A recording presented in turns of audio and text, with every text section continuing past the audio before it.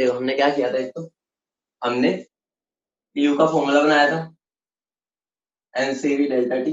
एक ये फॉर्मूला किया था, एक इसके लिए एप्लीकेबल था, रियल आइडियल गैस के लिए। ठीक है। और हमने जो पढ़ा था, हमने पढ़ा था you is the function of T only for ideal gas. इतना समझ गए थे? ठीक है, इतना सबने किया था। ठीक है, और हमने क्या पढ़ा था रियल गैसेस के लिए। ठीक है, अगर हमें कोई भी गैस को, रियल गैस छोड़ो, अगर हमें कोई भी गैस के लिए यू को जीरो करना है, ठीक है, अगर हमें कोई भी गैस के लिए यू को जीरो करना है, ठीक है, तो हमें क्या करना है, दो प्रोसेसेस लेंगे। ठीक है, या तो मैं कर लूं आइसोथर्मल, प्लस कौन सी कर लूं, आइसोकोरिक, या मैं दूसरा क्या कर लूं, आइडियल गैस प्लस आइसोकोरिक। कितनी बात समझ गए थे? ठीक है, और हमने एक और चीज सीखी थी, मेरा डेरिवेटिव ऑफ यू, ठीक है, derivative of u with respect to v at constant t with respect to v is equal to c v था। और मेरा del u by del t at const, del u by del v at constant t मेरा zero होता है, किसके लिए, ideal gas के लिए। ठीक है, और मेरा del u by del v at constant t is equal to a n square by v square होता है रियल गैस के लिए। ठीक है, ये मेरा रियल गैस के लिए। इतनी बात कर ली थी हमने। ठीक है, कल हमने जो किया था ये समराइज था, और डिग्री ऑफ फ्रीडम मैंने बताया था टोटल 3n होती है। ठीक है, उसमें 3 ट्रांसलेशनल होगी, 2 रोटेशनल लीनियर के लिए, 3 रोटेशनल नॉन लीनियर के लिए। ठीक है, और जो बाकी जितनी भी बचेगी वो माइनस कर देना 3n में। ठीक है, 3n minus translational plus rotational. इतना किया था कल हमने। ठीक है, बेटा आइसोकोरिक का मतलब हमने डीवी जीरो कर दिया। आइसोकोरिक मतलब डीवी जीरो टू जीरो, उसमें क्या समझना है? ठीक है, अभी तो हमने इनके बारे में डिटेल में जाना भी, तो बस मैं छोटा सा हिंट दिया था, आगे जाके इन प्रोसेस के बारे में अच्छे से पढ़ो।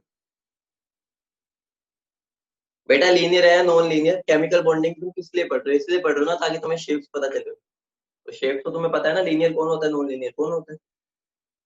जो इतनी तुम हाइब्रिडाइजेशन वगैरह निकाल रहे हो, किससे निकालते हो, शेप के लिए तो निकालते हो। ठीक है, बेटा आइडियल के लिए डीवी जीरो नहीं होगा, आइडियल के लिए हमारी ये टर्म जीरो होती है, ये वाली। ठीक है, आगे बढ़े, अगली आइडिया डालो, equipartition of energy.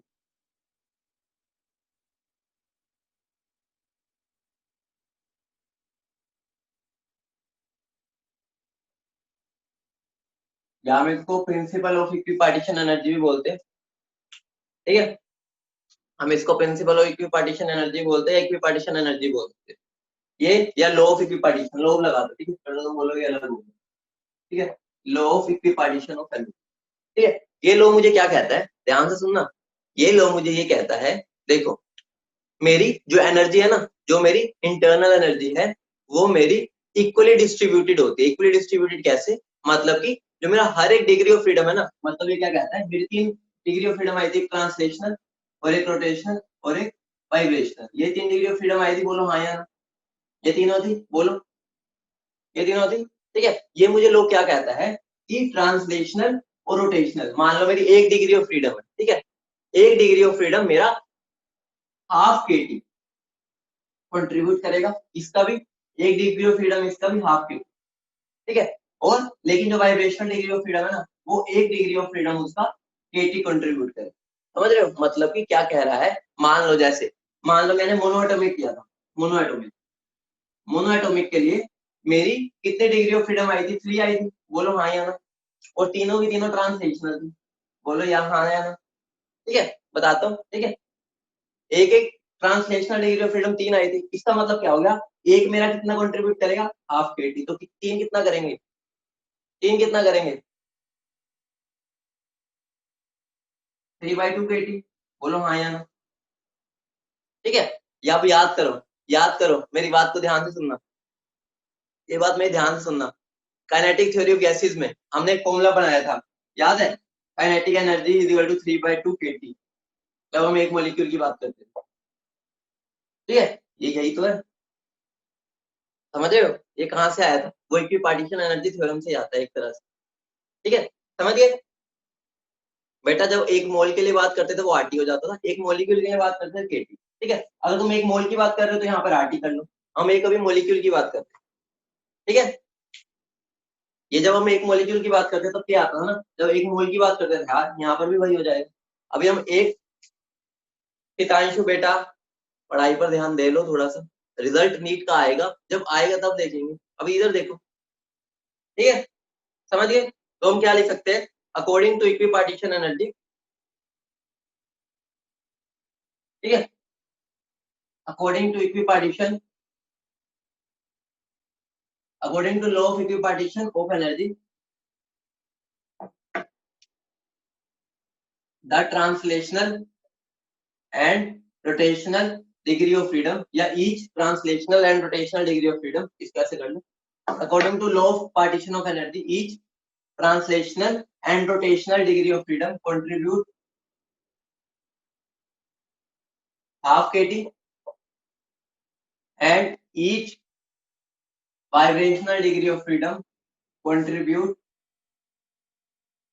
kT to the energy। समझ रहे हो? बोलो समझ गए? Law of equipartition of energy क्या है? बोलो समझ गए? कईयों के माइंड में ये भी आ रहा होगा सर ये डबल क्यों हुआ? ठीक है, हमने बराबर क्यों नहीं दिया? ठीक है, थोड़ा सा लॉजिक बता देता हूँ बस। देखो, तुम एक वाइब्रेशन कब मानते हो? जब मैं यहाँ से चला, ठीक है, वापिस आया, फिर यहाँ गया, फिर वापिस आया, तो देख रहे हो यहाँ पर मेरा एक पहले यहाँ गया, यहाँ गया, ये कितना वो हाफ केटी, फिर मेरा यहाँ गया, यहाँ गया, ये हो गया हाफ केटी।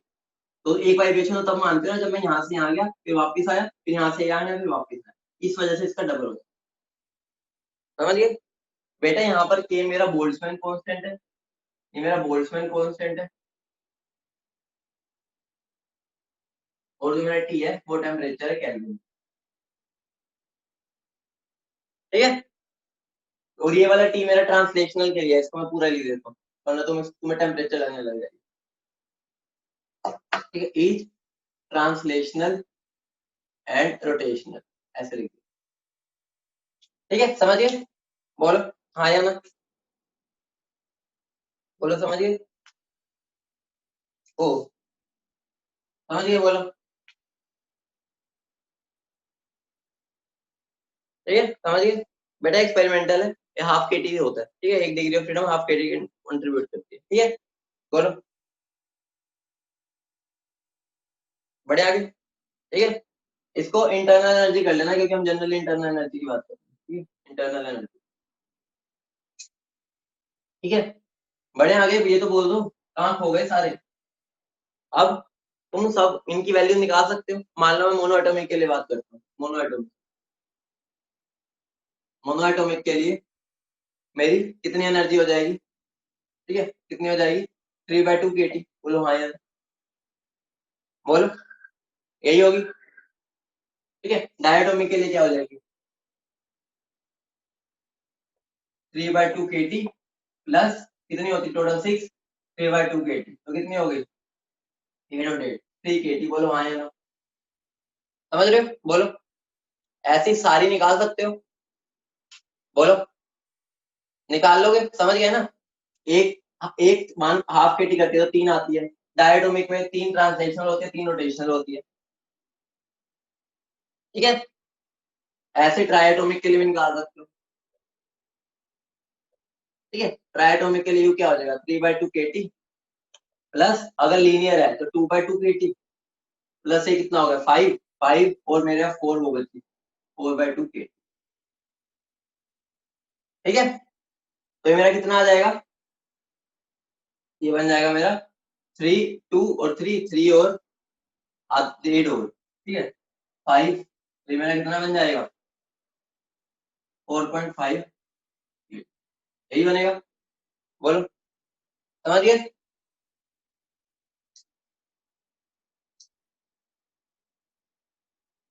ठीक है, समझ गए? ठीक है, ऐसे अगर मेरा ये नॉन लीनियर हो, ये लीनियर के लिए है। ठीक है, अगर मेरा नॉन लीनियर हो जाए, नॉन लीनियर, तो उसके लिए भी कर लोगे। 3/2 kT plus 2/2 kT, sorry 3/2 kT plus 3 by, ये कितना बन जाएगा? ओ यहाँ पर मैंने ये क्या कर दिया? ठीक है, यहाँ पर तो मेरा 4 kT आएगा ना। ठीक है, तो इसको ठीक कर लेना। 4, 5 और ये 6.5। ठीक है, अब यहाँ पर मेरा क्या आ जाएगा, ये मेरी 3 और 3 6, 6 और 3 9, ये बन जाएगा। ठीक है, तो मेरा कितना बन जाएगा 3, और ये डेढ़ और डेढ़ 3, और ये 6 की, समझ रहे हो, बोलो यही बनेगा। कुछ भी नहीं किया बेटा, ये मेरी ट्रांसलेशनल डिग्री ऑफ फ्रीडम की वजह से, ये रोटेशनल की वजह से, ये मेरा वाइब्रेशनल की वजह से। ठीक है, ऐसे ये मेरा ट्रांसलेशनल, ये रोटेशनल, ये वाइब्रेशनल। ठीक है, समझ गए, कल मैं करवा चुका हूँ, इसके अलोंग मेरी 3 होती है, इसके अलोंग भी 3, इसके अलोंग भी 3 होगी, समझ गए, बोलो। बेटा कल डिग्री ऑफ फ्रीडम करवाई थी ना, तो डिग्री ऑफ फ्रीडम को हाफ केटी से तो मल्टीप्लाई किया। ठीक है, समझ गए। ठीक है, अब तुम्हारे लिए एक बेहतरीन चीज बताना चाहता हूँ। ठीक है, ठीक है, मैं तुम्हारे लिए बेहतरीन चीज बताना चाह रहा हूँ। ठीक है, हमें एक तो इससे इंटरनल एनर्जी निकलेगी, दूसरा क्या होता है, बहुत बढ़िया चीज निकलती है, तो ध्यान रखना। अब हम क्या लिखेंगे, calculation of CV and CP from degree of freedom. ठीक है, तो हेडिंग डालो कैलकुलेशन ऑफ सीवी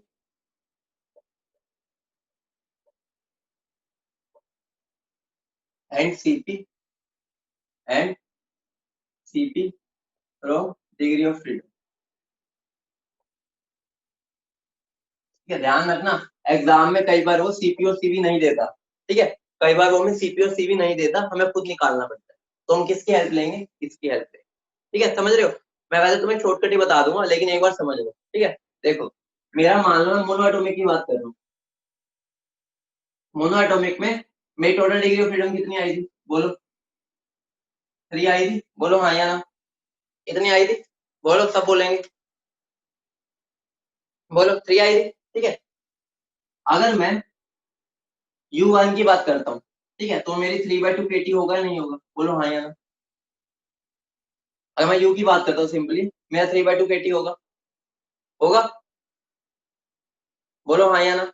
अगर मैं डेल्टा U की बात करता हूँ, तो मेरा 3/2 के इंटू डेल्टा टी होगा नहीं होगा, बोलो होगा। अरे बात बताओ, अगर मैं डेल्टा U के नीचे डेल्टा टी लेता हूँ, तो ये मेरा 3/2 एक के होगा या नहीं होगा, बोलो, होगा। ठीक है, हम सीधा एक मोल के लिए बात ही कर लेते हैं। ठीक है, एक मोल के लिए, एक मोल में एक यार बन जाएगा, बोलो। अब मुझे बता दो, del u by del t, मैंने कल तुम्हें क्या बताया था, del u by del t क्या होता है, एट कांस्टेंट वॉल्यूम, सीवी होता है नहीं होता, बोलो, होता है। तो मेरी सीवी की वैल्यू क्या आ गई, 3/2 आर, समझ रहे हो। अगर सीवी की वैल्यू 3/2 आर हो गई, ठीक है, तो मेरी सीपी की वैल्यू कितनी हो जाएगी, 3/2 आर प्लस आर, कितनी हो गई, कितनी हो गई है, 5r/2, होगी या नहीं होगी, बोलो हाँ या ना। ठीक है, अगर सीपी की वैल्यू, कल मैं तुम्हें फॉर्मूला बताया था, Cp equal to Cv plus R हो, याद करो। ठीक है, अब मुझे बता दो गामा क्या होता है, सीपी बाय सीवी होता है। ठीक है, तो सीपी क्या हो गया मेरा, 5r/2 डिवाइड बाय 3r/2, तो मेरा क्या बन गया, 5/, बोलो तीनों बातें समझ गए, तीनों बातें समझ गए। ठीक है, लेकिन अब हम इसको ऐसे पूरा सोल्व नहीं किया करेंगे। ठीक है, अब हम इनको पूरा सोल्व नहीं करेंगे, हमें क्या करना है, कुछ भी नहीं करना। तुम यहाँ पर ये देख पा रहे हो, ठीक है, तुम यहाँ पर ये देख पा रहे हो, इसको मैं ऐसे तोड़ सकता हूँ, degree of freedom into r/2।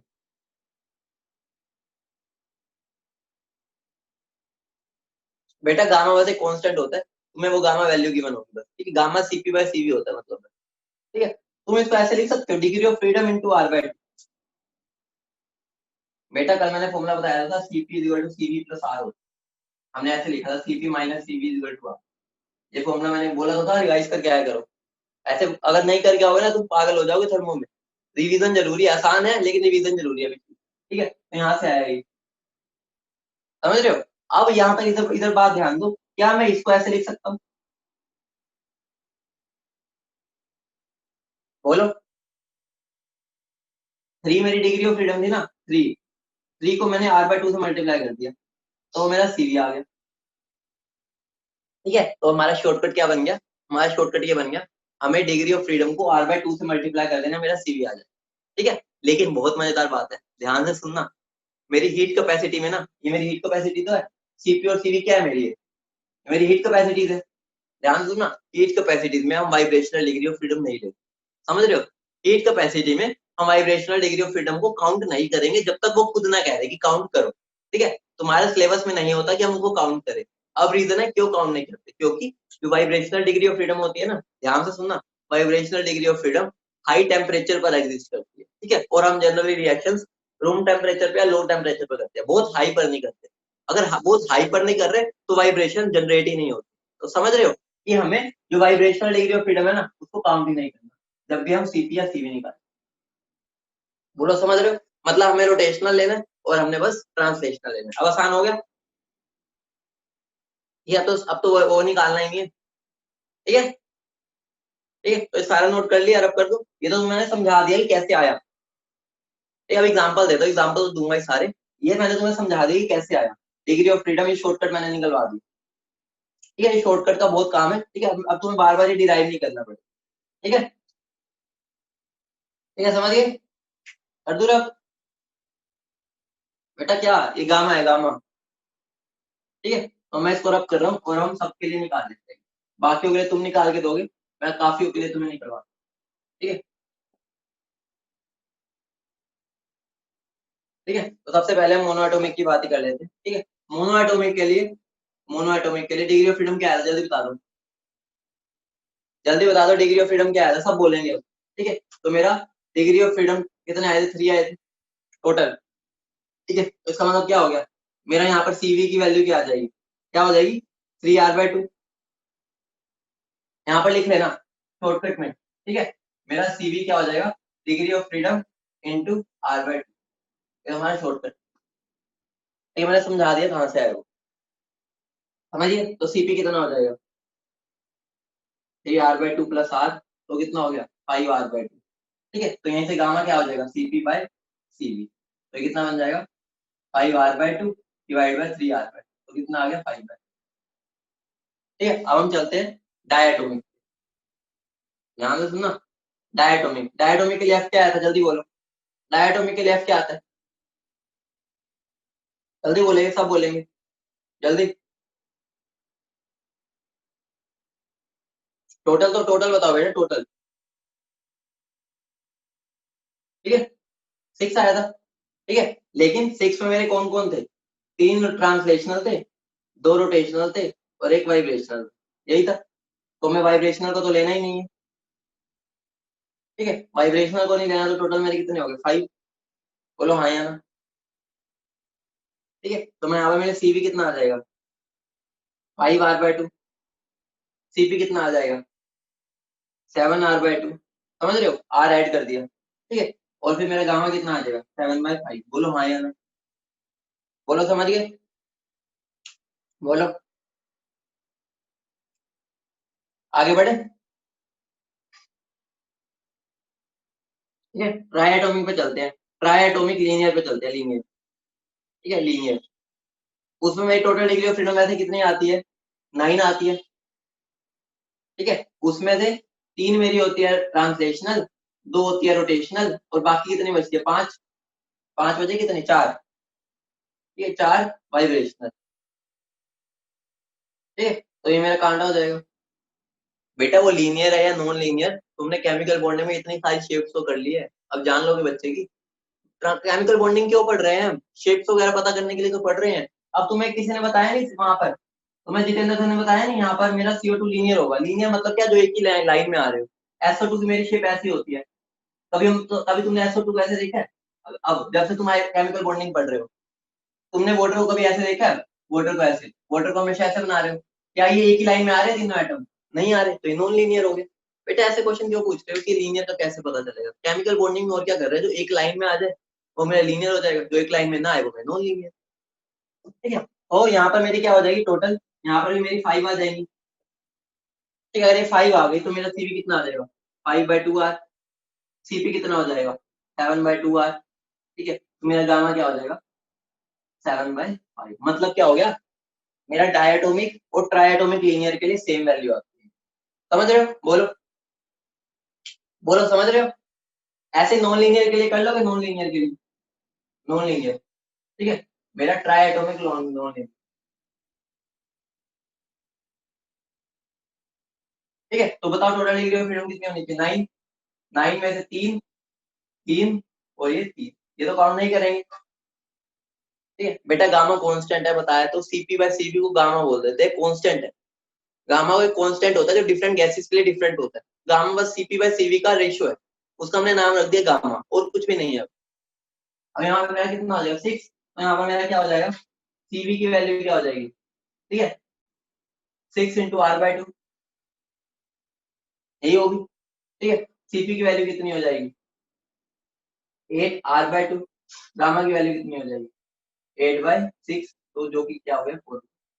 बोलो समझ गए? बोलो समझ गए? कर लोगे अब? बोलो कर लोगे? बेटा वी का मतलब होता है एट कांस्टेंट वॉल्यूम। बेटा मैंने तुम्हें एक ही चीज थर्मो में बोला है कि अब पिछला रिवाइज करके आया करो। अगर तुम वो भी नहीं कर सकते तो तुम पढ़ने के लिए बैठेंगे, तुम बने ही नहीं हो कॉम्पिटिटिव पढ़ने के लिए। अगर तुम इतना सा भी एफर्ट नहीं कर सकते कि थोड़ी देर पहले पढ़ के आ जाए, तो तुम नहीं पढ़ सकते बेटा। तुम अपना छोड़ दो अगर ऐसे करना है। एक दिन पहले पढ़ के आओ, मैं तुम्हें रोज बोल रहा हूँ। जब अगली क्लास होती है पिछला पढ़ के आओ। अब तुम पूछ रहे हो सर ये वीक है, अब बताओ मैं क्या करूँ? बेटा वाइब्रेशनल हाई टेम्परेचर पे एक्टिव होती है, बताया तो। हम ही जनरली हाई टेम्परेचर पर नहीं करते। ठीक है, हम तुम्हारे लेवल पे वाइब्रेशनल होती नहीं सिलेबस। ठीक है, तो मतलब ये मान के चलते हैं हम लो टेम्परेचर पे करते हैं। ठीक है, बढ़े आगे। यस यस सत्यम। बेटा बता तो चुका हूँ, वी इसलिए कट किया है क्योंकि वी को हम एक्टिव नहीं मानते। जो वाइब्रेशनल मोड होता है ना, हम उसको एक्टिव नहीं मानते। तुम्हारे लेवल पर वाइब्रेशनल तुम्हारे सिलेबस में ही नहीं है, बस ऐसा मान सकते हो, क्योंकि वो हाई टेम्परेचर पर एग्जिस्ट करते हैं, और हाई टेम्परेचर वाला केस तुम्हारे में नहीं आता जब तक वो ना बोले। अगर उसने बोल दिया वाइब्रेशनल काउंट करना है तो करना पड़ेगा। ठीक है, बाकी वो बोलेगा भी नहीं तुम्हें। ठीक? तो टेंशन ना लो, अगर उसने बोल दिया तो मानना ही पड़ेगा। बाकी तुम्हारे सिलेबस पे नहीं है। ठीक है, गामा बस उन्होंने की वैल्यू बताएगा और कुछ नहीं। गामा की हेल्प से तुम सीपी और सीवी निकाल सकते हो। ठीक है, ठीक है। अब बात करते हैं, देखो मेरा सीवी क्या आया था, कोई बताएगा? सीवी क्या आया था? सीवी की वैल्यू क्या आई थी मेरी? Del u by del t at constant भी आई थी। छोटी छोटी बातें ध्यान में, ये आई थी, बोलो हाँ या ना।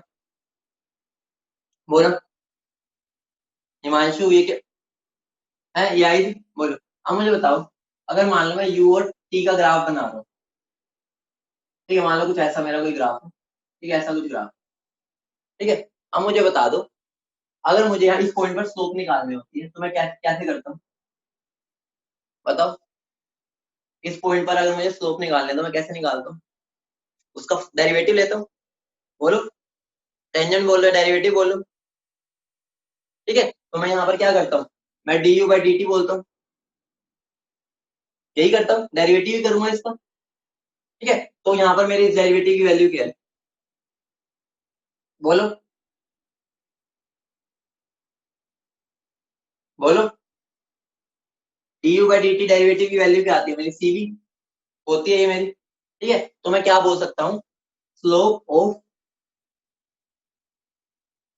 UT curve. अगर मैं यू और टी का कर्व बनाता हूँ कोई, ठीक है, वो मुझे सीवी दे देगा।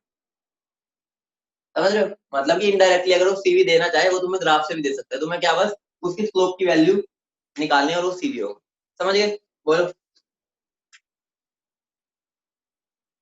ठीक है,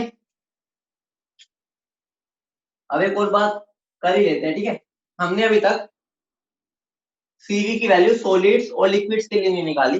बाकी क्वेश्चन बहुत रेयर आता है सॉलिड्स और लिक्विड पे, लेकिन हम एक बार देख लेते हैं। ठीक है, अब हेडिंग डालो। ठीक है, इंटरनल एनर्जी फॉर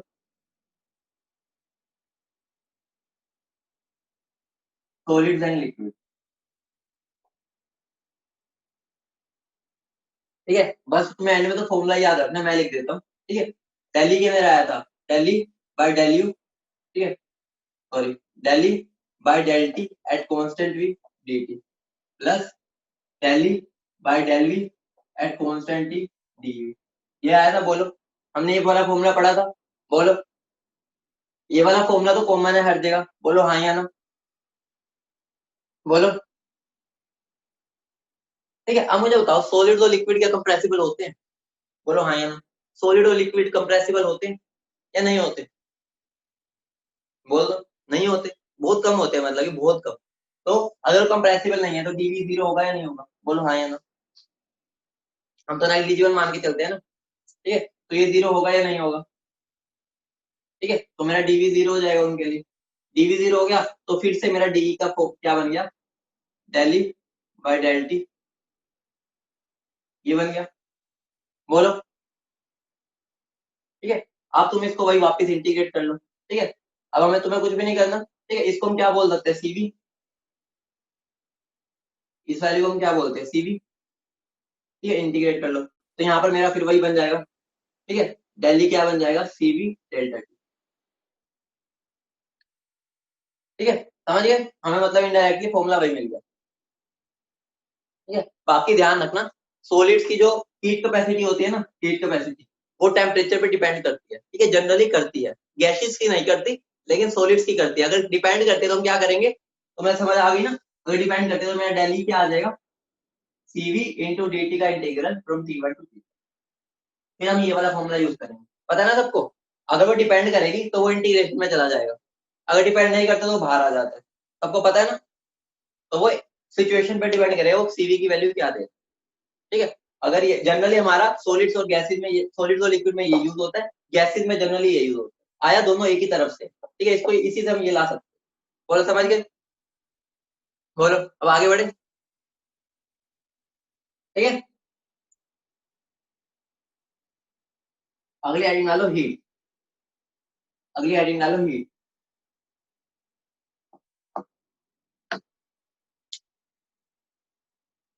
बेटा वो डेरिवेशन थी ना, डेरिवेशन थी, एंड में बस मैं ये बोलना चाह रहा था कि उनका फॉर्मूला सेम हो। ठीक है, नोट नहीं किया था क्या यार? साथ साथ मैं भी तो तुम्हारे साथ साथ ही लिख रहा हूँ। ठीक है, बस इतना लिख लो। ठीक है, और solids and liquids, recorded lecture से देख लेना। वैल्यू मेरा क्या होता है? ठीक है, सीवी डेल्टा टी।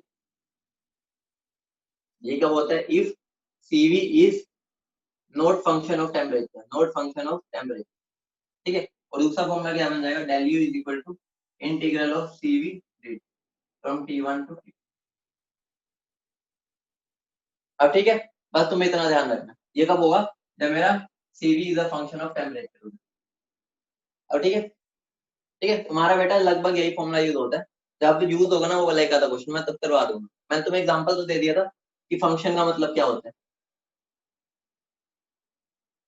ठीक है। ठीक है, अब हेडिंग डालो हीट।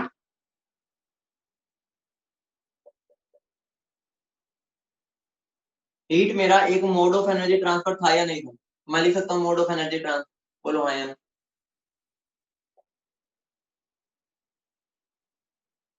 ठीक है, अरे मैं बता दो हीट फ्लो क्यों करती है? कोई बताएगा हीट फ्लो क्यों करती है? बता, कोई बता सकता है हीट फ्लो क्यों करती है? बताना। बोलो।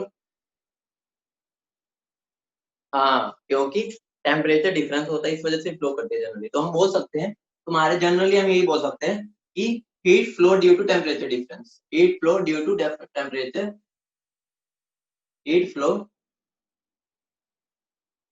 Due to temperature difference. ये हम बोल सकते हैं। बोलो हाँ या ना। बोलो। तो मैंने अभी तक हीट एक्सचेंज कितने टाइप के पढ़े, कोई बता सकते हैं? ये हमने सारे पढ़ लिए। ठीक है, हमने कौन कौन से हीट एक्सचेंज पढ़े हैं? एक पढ़ा है q is equal to c delta t. बोलो हाँ या ना, ये पढ़ा था, सबसे पहले यहीं से स्टार्ट किया था। ठीक है, एक और हमने पढ़ा था, q is equal to m s delta t. बोलो हाँ या ना, ये भी पढ़ लिया। ठीक है, और हमने एक और पढ़ लिया था, क्यू इज इक्वल टू, ठीक है, m c m n c m delta t. बोलो ये भी पढ़ लिया था। बोलो पढ़ लिया था। ठीक है, इसके आगे हमने दो केस पढ़े थे।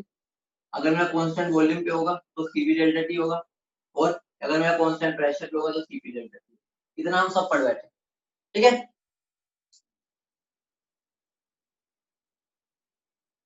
ठीक है, समझिए। बोलो। ठीक है, इतना हमने ये वाली चीजें पढ़ ली थी। अब एक बात बताओ, अगर मैं सुनो, अगर मैं हीट रिलीज कर रहा हूँ, बोलो, अगर मैं हीट रिलीज कर रहा हूँ, अगर मैं रिलीज कर रहा हूँ तो मेरी एनर्जी कम होगी या नहीं होगी, ये बता दो। होगी। तो हमने ना एक कन्वेंशन ले रखे हैं, ठीक है, कोई वो नहीं है, लेकिन केमिस्ट्री का कन्वेंशन है, जब भी heat release by the system होगी ना तो उसको नेगेटिव लेंगे, अगर heat absorbed by the system है तो उसको पॉजिटिव लेंगे। ठीक है, मतलब तो मैं तुम्हें याद करने का तरीका बता रहा हूँ कि अगर मैं हीट को रिलीज कर रहा हूँ तो मैं क्या कर रहा हूँ, एक तरह से कम कर रहा हूँ अपनी बॉडी की रिलीज, तो हम उसको नेगेटिव ले लेते हैं। अगर मैं हीट को एब्जॉर्ब कर रहा हूँ, सिस्टम हूँ मैं अगर, और मैं हीट को एब्जॉर्ब कर रहा हूँ तो मैं हीट को क्या ले लूंगा, पॉजिटिव। ठीक है, कन्वेंशन है, ठीक है, कुछ ऐसा नहीं है, तो इसको कन्वेंशन की तरह याद रखना। जैसे हम बोल देते हैं ना कि हमने इसको राइट बोलना है, इसको लेफ्ट बोलना है, अब तुम्हारे माइंड में इसको ही राइट क्यों बोलते हैं, कोई कन्वेंशन ले रखा है, पूरी दुनिया इसको बोलती है कि हमें ये हमारा राइट हैंड है, ये हमारा लेफ्ट। ठीक है, तो वैसे ही हमारे कन्वेंशन है कि अगर मेरी हीट कोई सिस्टम रिलीज करेगा तो वो नेगेटिव होगी, और अगर एब्जॉर्ब करेगा तो पॉजिटिव। ठीक है, तो लिख लेना साइन कन्वेंशन, सबसे इंपॉर्टेंट पार्ट है हीट। ठीक है, मतलब इस पूरे लगा लो, पूरी थर्मो में ये चीज चलेगी। तो क्या लिख सकते हैं, heat release by the system. ठीक है, heat release by the system को हम क्या लेंगे, बोलो, क्या बोलेंगे हम इसको, नेगेटिव। समझ रहे हो, नेगेटिव क्यों लिया, कैसे याद रखना है, मैंने तुम्हें अभी बता ही दिया। याद कैसे रख सकते हैं कि अगर मैं रिलीज कर रहा हूँ तो मेरे अंदर कमी आ रही है ना, कमी मतलब सब्ट्रैक्शन हो रहा है, तो हम इसको नेगेटिव बोलते हैं। ठीक है, मतलब याद करने का तरीका वैसे कन्वेंशन है और कुछ नहीं। ठीक है, अगर मेरा हो जाएगा heat absorb by the system.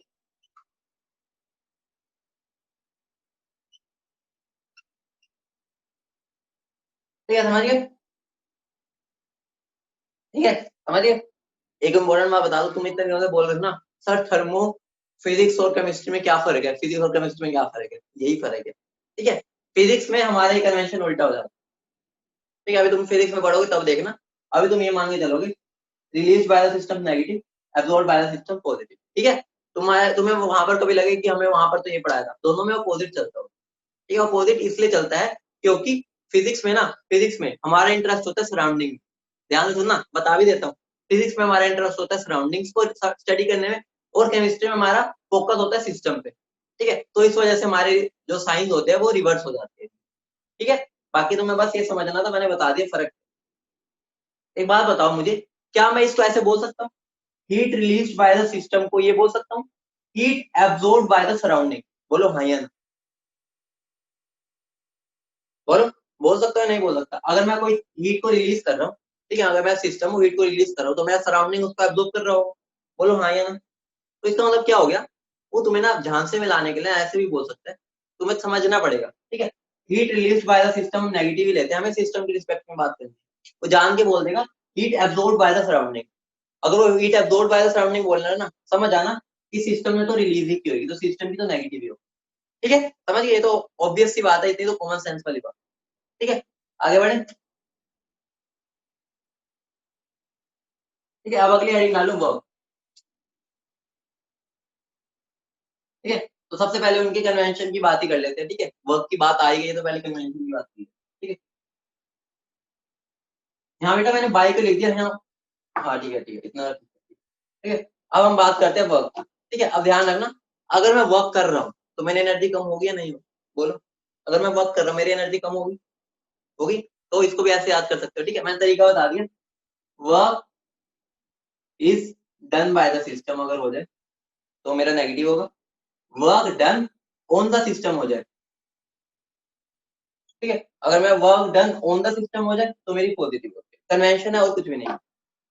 ठीक है, बस कन्वेंशनली हमें हमने बोल दिया। ठीक है, समझ गए, वही बात हो गई कि मेरा इसी को मैं लेफ्ट हैंड के बोलता हूँ, इसको मैं राइट के बोलता हूँ, कन्वेंशन। ठीक है, समझिए, आगे बढ़े। बेटा ये बात तो याद रखना, बहुत इंपॉर्टेंट है, पूरे चैप्टर में बाकी यही चलेंगी दोनों चीजें। ठीक है, अब वर्क के बारे में जान लेते हैं थोड़ा सा। ठीक है, वर्क के बारे में जान लेते हैं। देखो, दो तरह के वर्क होते हैं, ध्यान रखना, दो तरह के वर्क होते हैं, वर्क को मैं दो तरीके से बांट सकता हूँ। ठीक है, एक होता है पीवी वर्क और एक होता है नॉन पीवी।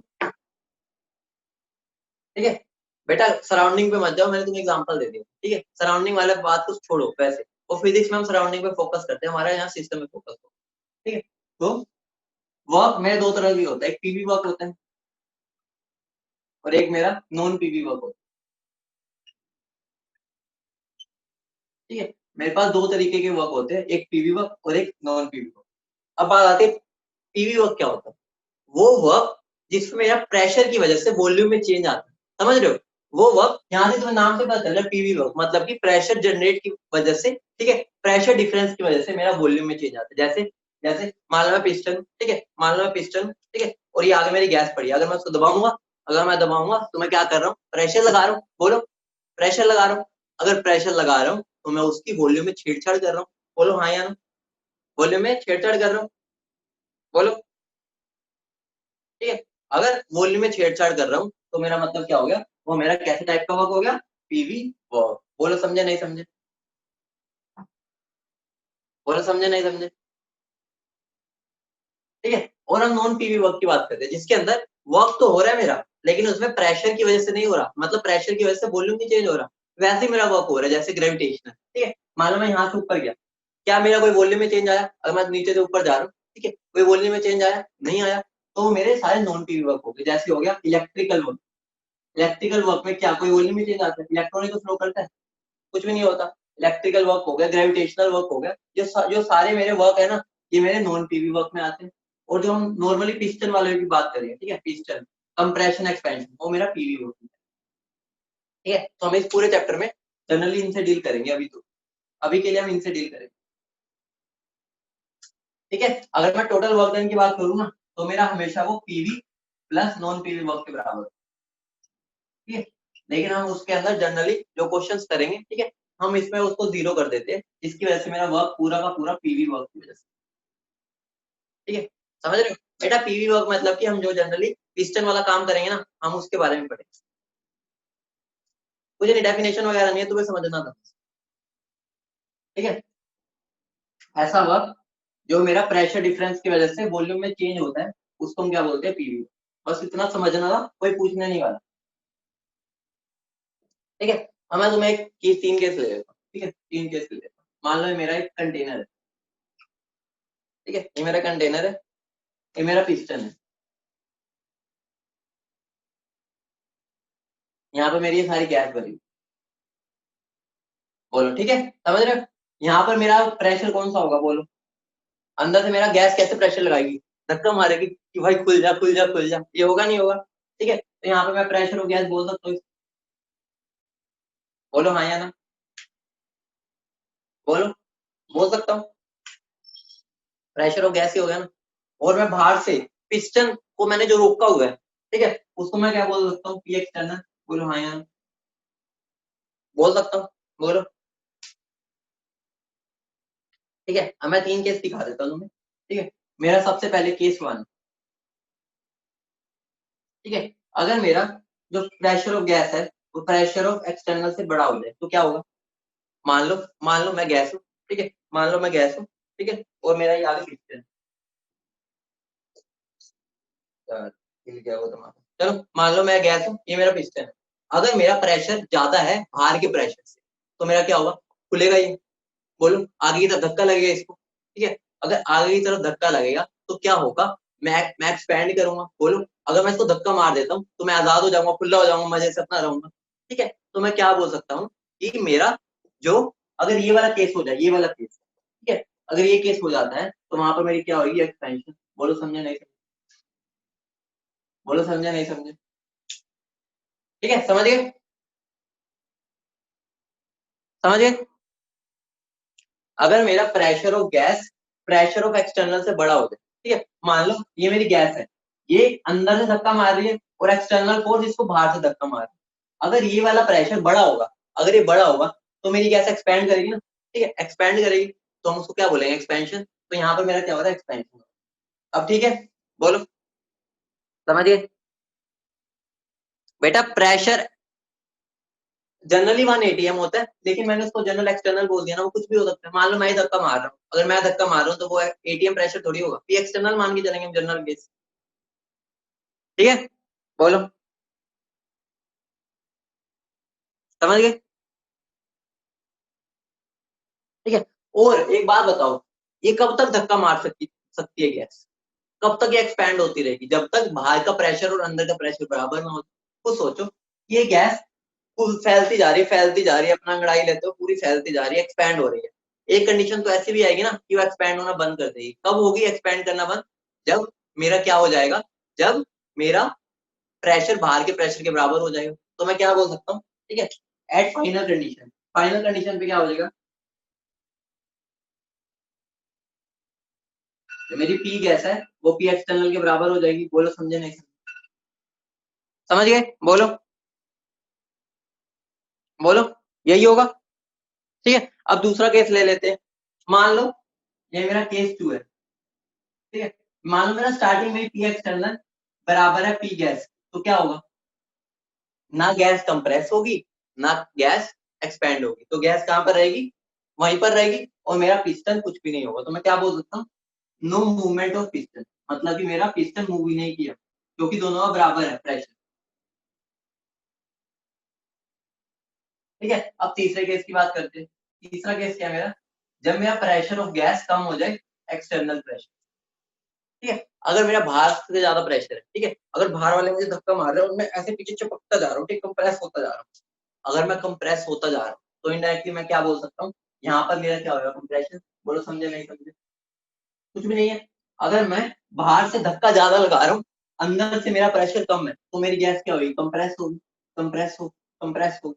अगर कंप्रेस होगी तो मेरा क्या होगा, कंप्रेशन। और ये कब तक होगा, फाइनली जब तक दोनों प्रेशर बराबर ना हो जाए। एक टाइम तो ऐसा भी आएगा ना दोनों बराबर हो जाएंगे, ठीक है, तो हम क्या बोल सकते हैं, कब तक होगा, ठीक है, एट फाइनल कंडीशन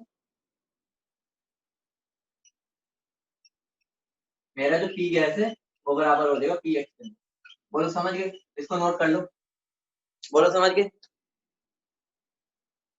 बोलो। ठीक है,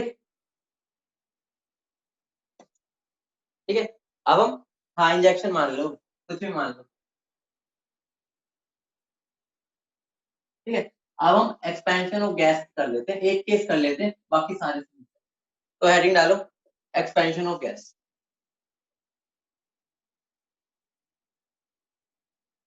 ये तुमने कर भी रखा होगा शायद, शायद नहीं भी किया होगा, ठीक है, वर्क डन ही निकालना है, कुछ भी नहीं।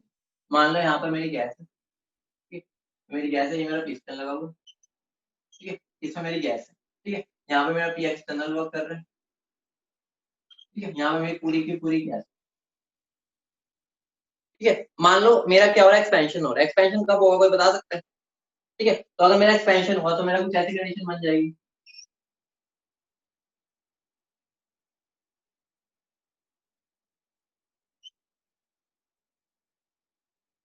ठीक है, जब मेरा एक्सपेंशन होगा तो मेरा ऐसा हो जाएगा, बोलो यही होगा ना, तो मेरा इनडायरेक्टली क्या हो जाएगा, इसको मैं क्या बोल सकता हूँ, डीएक्स बोल सकता हूँ या नहीं बोल सकता? बोलो सॉरी। ठीक है, तो मैं इस वाले डिस्टेंस को मान लो मैं डीएक्स, बोल समझ गए? ठीक है, मतलब कि स्मॉल चेंज आया एक्सपेंशन की वजह से, तो मैं क्या बोल सकता हूँ, work done by the piston to, work done by the gas, sorry, ठीक है, work done by the gas, क्योंकि यहाँ पर मेरी गैस वर्क कर रही है, work done by the gas to move the piston by dx. तो वर्क डन का मेरा फॉर्मूला क्या होता है, कोई बताएगा?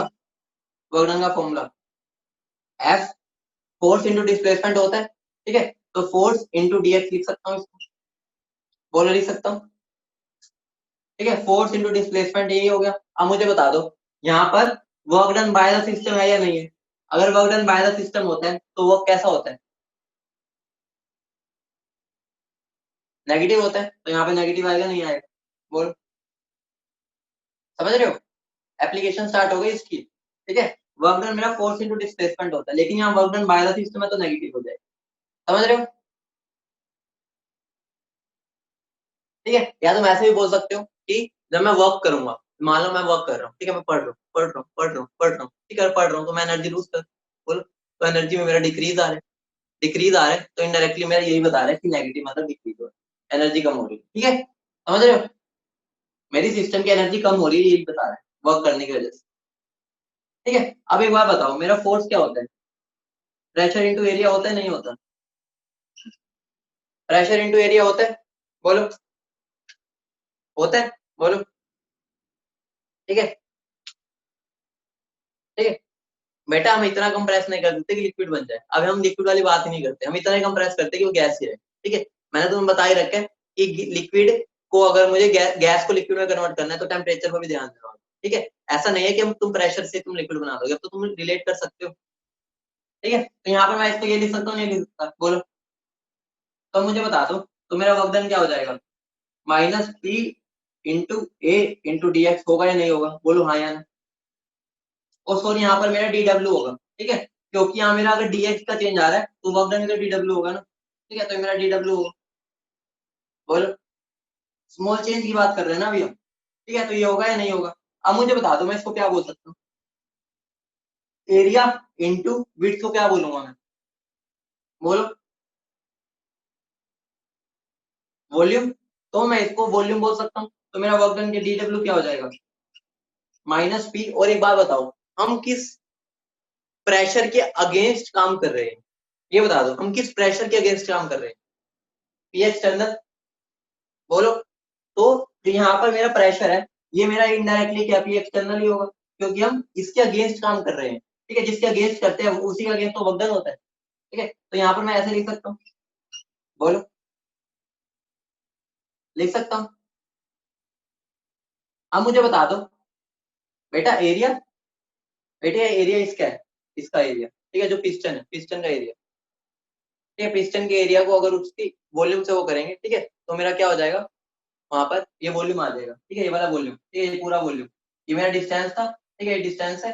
ठीक है, और ये डिस्टेंस के साथ मेरे इतने का एरिया ले लो, उसको मैं मल्टीप्लाई करूंगा तो मेरा वॉल्यूम आ जाएगा। ठीक है, मतलब इतने का वॉल्यूम, इतने पार्ट। ठीक है, ये वाली बात समझ गए? अब मुझे बता दो, अगर मैं इनको इंटीग्रेट कर दूं, तो मैं डी डब्ल्यू को इंटीग्रेट करूंगा तो क्या आ जाएगा?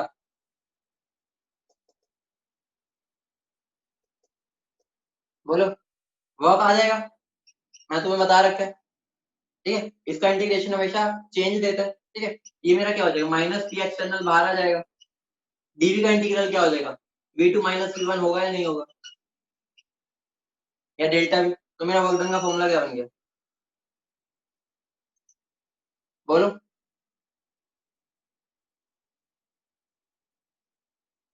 बेटा वेरिएबल नहीं देगा। वेरिएबल हो तो फिर इंटीग्रेट करना पड़ेगा पूरा। ठीक है, अभी हम आगे जब आइसोथर्मल वगैरह करेंगे ना, जब अभी हम सारी प्रोसेसेस के बारे में पढ़ेंगे तो वहां पर आएगा। अभी हमने बस जनरल सब सीखा है। ठीक है, अभी इसके अंदर वेरिएबल वाला केस जब हम आइसोथर्मल करेंगे तब हो जाएगा। ठीक है, बेटा पी एक्सटर्नल इसलिए आया जिसके हम अगेंस्ट वर्क डन कर रहे हैं वही तो मेरा वर्क निकालेगा। मैं जब वर्क ही बाहर वाले के अगेंस्ट कर रहा हूँ तो उसके हिसाब से मेरा वर्क डन होगा ना। ठीक है, मेरे हिसाब से थोड़ी होगा, मेरे बाहर वाला प्रेशर है उसके हिसाब से मेरा वर्क डन होगा। ठीक है, अब एक बात बताओ, मुझे सामने वाले से लड़ना है तो मैं कितना प्रेशर लगाऊंगा? सामने वाला, मान लो सामने वाला कोई 2 साल का बच्चा हो, या मान लो सामने वाला भिक्षु हो, तो बता दो मुझे ज्यादा वर्क किस पे करना पड़ेगा? जब सामने वाला भिक्षु होगा या सामने वाला बच्चा होगा? तो मतलब मेरा जो वर्क डन है वो सामने वाले जो बाहर की तरफ से प्रेशर है उस पर डिपेंड करता है। ठीक है, समझ गए? ठीक है,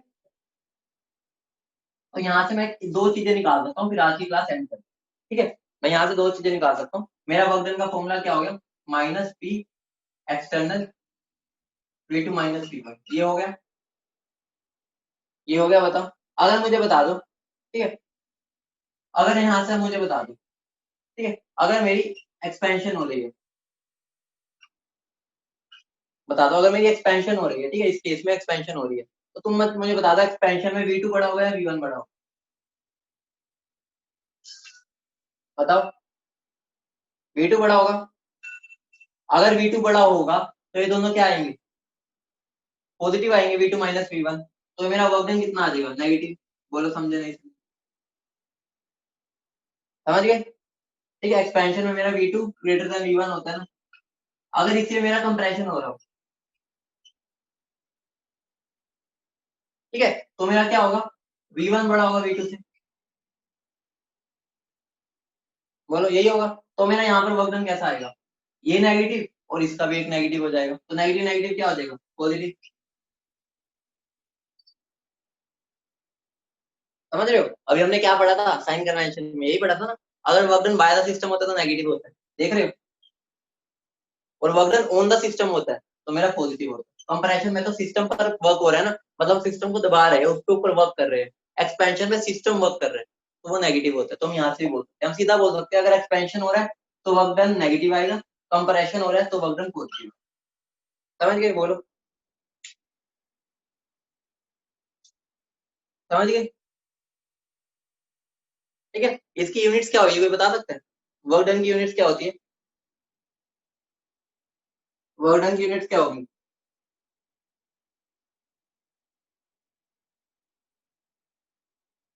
बताओ। तो यूनिट्स की अगर हम बात करें तो काफी सारी यूनिट्स हो सकती है वर्क डन की। ठीक है, तो सबसे पहले क्या हो जाएगी, एसआई यूनिट की बात करें तो वो जूली होगी। ठीक है, सीजीएस की बात करें अगर तो वो अर्ब्स होगी। ठीक है, और एक जूल में कितने अर्ब्स होते हैं? 10⁻7 अर्ब्स। ठीक है, सारी यूनिट्स लिख के लेते हैं। ठीक है, अगर सबसे इंपॉर्टेंट है, ध्यान रखना, सबसे इंपॉर्टेंट जो भी यूनिट बताने जा रहा हूँ।